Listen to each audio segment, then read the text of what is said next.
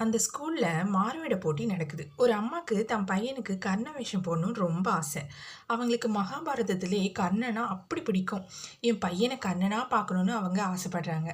போய் அந்த டீச்சர்ட்ட சொல்றாங்க, "நீங்களே இந்த கெட்டப் எல்லாமே போட்டுருங்க. இந்த கிரீடம், கத்தி, நகை, கவச குண்டலம் இது எல்லாமே போட்டா எவ்வளோ செலவாகும்னு?" கேட்குறாங்க. அந்த டீச்சர் வந்துட்டு எல்லாமே பார்த்துட்டு, "ரூ. 6,000 செலவாகும். நாங்களே அந்த கெட்டப் எல்லாமே போட்டுருவோம். அந்த மாறுவேட போட்டியில நிக்க வச்சுடுவோம். கர்ணனுக்கான ஸ்கிரிப்ட் எல்லாமே நாங்க குடுத்துருவோம். மொத்தம் ரூ. 6,000 செலவாகும்." அப்படின்னு அந்த டீச்சர் சொன்னாங்க. இப்ப அந்த பையன் சொல்றான், "அம்மா, என் ஃப்ரெண்டு கார்த்தின்னு ஒருத்தன் இருக்காம்மா. அவங்க அப்பாவால ஃபீஸ் கட்ட முடியலம்மா. அவங்க அம்மா நேத்து அப்படியே கண்ணீர் மல்க கிளாஸ்க்கு வெளிய நின்னுட்டு இருந்தாங்கம்மா. அந்த பையனுக்கு ஃபீஸ் கட்ட முடியாம அவங்க 2 பேரும் ரொம்ப கஷ்டப்படுறாங்கம்மா. ஏம்மா, இந்த ரூ. 6,000ல ரூ. 5,500 குடுத்தா அவங்க ஃபீஸ் கட்டிப்பாங்கம்மா. நான் அடுத்த வருஷம் இந்த மாறுவேட போட்டியில கலந்துக்கட்டுமாம்மா? இந்த ரூ. 5,500 அவங்களுக்கு ஃபீஸ் கட்ட குடுப்போமாம்மான்னு?" பையன் கேட்குறான். அவங்க அம்மா கண்ணீரோட அவன பார்த்தாங்க.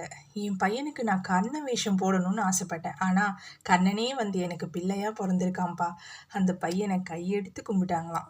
அப்பாவ போல இருக்கிறானா, அம்மாவ போல இருக்கிறானா என்று தன் குழந்தைகளுக்கு ஏதோ ஒரு சாயல் பூச நாம் ஆசைப்படுகிறோம். ஆனால் குழந்தை கடவுளின் சாயலோடு இருக்கிறது.